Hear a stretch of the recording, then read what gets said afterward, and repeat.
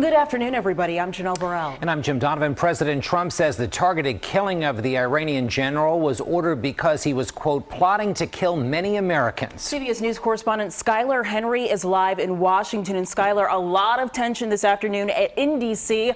and around the world after this assassination. Janelle, Jim, that general is Qasem Soleimani. He's being blamed for planning that rocket attack that killed an American contractor last month. Now, top U.S. officials are standing by that drone strike as Iran's Ayatollah is vowing revenge.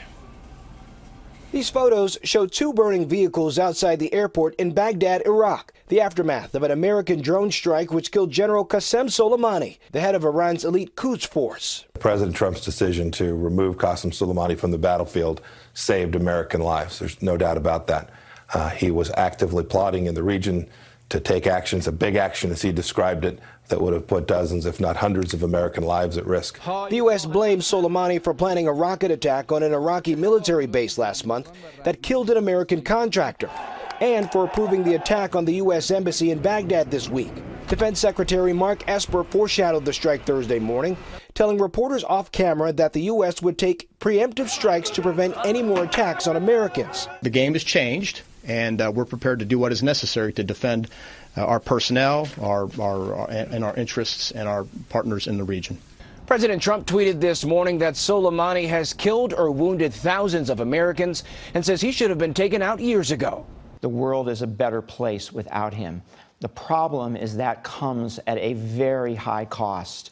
Number one, there will be dead Americans, dead civilian Americans as a result of this, possibly over the next few days.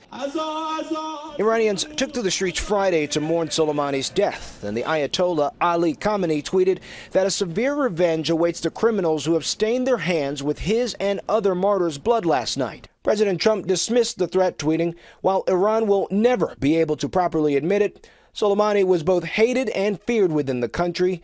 They are not nearly as saddened as the leaders will let the outside world believe." Iraq's parliament leader condemned the strike that killed Soleimani, and the entire parliament is considering a vote to expel U.S. forces from the entire country of Iraq altogether. Guys? Thank you, Skylar. Meanwhile, we're hearing from New Jersey Congressman Andy Kim. The Democrat was in Mount Holly to talk about health care today. He told CBS 3 that Soleimani richly deserved to be targeted, but he still has some concerns. I'm very worried about the thousands of Americans that are in Iraq, throughout the Middle East, and what it is that we can do for them. And that's where my concern is, and I worry that the administration hasn't taken those considerations seriously enough. Well, Congressman Kim said he and other colleagues are discussing whether Congress should have been notified before the strike. In a statement today, Republican Senator Pat Toomey praised the strike. He said the Trump administration was right to restore deterrence against Iran. The world is a better place now that he's dead.